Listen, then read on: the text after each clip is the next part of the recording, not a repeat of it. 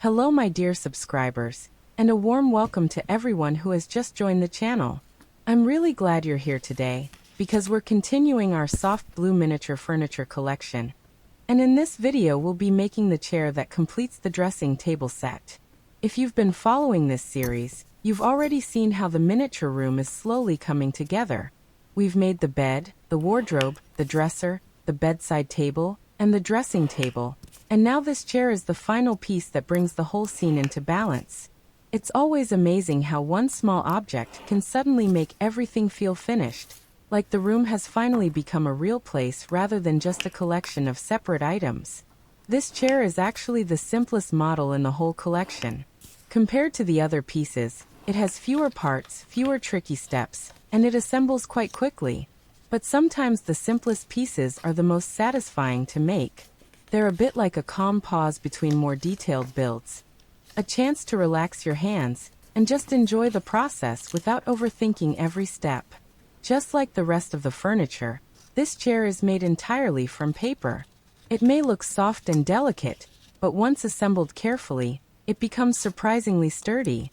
Paper is such an interesting material to work with, flat at first, and then slowly turning into something three-dimensional, structured, and full of personality. It's one of the reasons miniature crafting never really gets boring. Each time you start with a simple sheet, and each time it turns into something that feels almost alive. For this project, we'll again use only a few basic tools.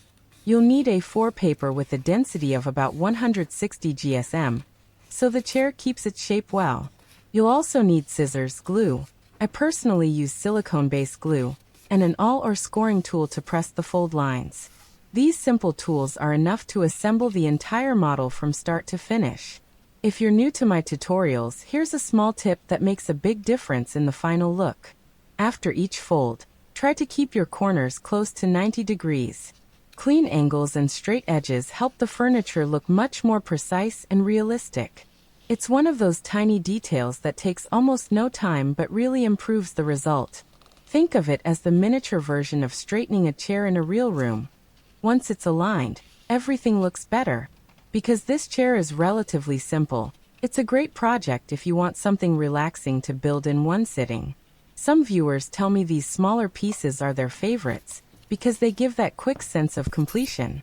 You start with flat paper, and before you know it, there's a finished chair on your desk. And honestly, there's something very satisfying about that moment. Once finished, this chair naturally belongs next to the dressing table from this collection, but it can also be used in many other miniature scenes. It could sit beside a tiny desk, in a small reading corner, next to a window, or even as part of a completely different interior. Miniatures are wonderfully flexible like that. Once you start making them, they tend to find their own places. Beyond dollhouses, these small pieces can be used in dioramas, photography setups, storytelling scenes, or decorative displays. Some people build entire miniature rooms inside shadow boxes, while others create small cozy corners on shelves or windowsills. Even a single chair placed thoughtfully can suggest a whole story.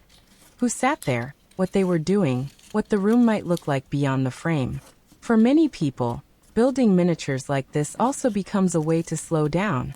Folding paper, pressing edges, gluing small parts. It has a calm rhythm to it. Some viewers describe it almost like meditation with scissors. And while that might sound funny at first, there's something very real about it. When you focus on a small, detailed task, your thoughts naturally quiet down, and the process itself becomes relaxing. As you assemble this chair, imagine it already placed into the miniature bedroom with the rest of the furniture. The bed, the wardrobe, the dresser, the bedside table, the dressing table, and now the chair completing the scene. It's always one of my favorite moments, when the final piece of a collection appears and suddenly everything feels whole.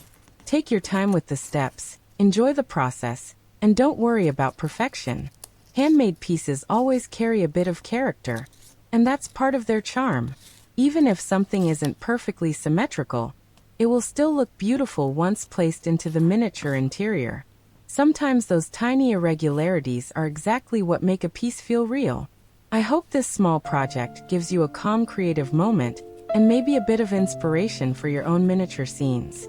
Let's keep building together and watch how even the simplest piece can help complete a tiny world.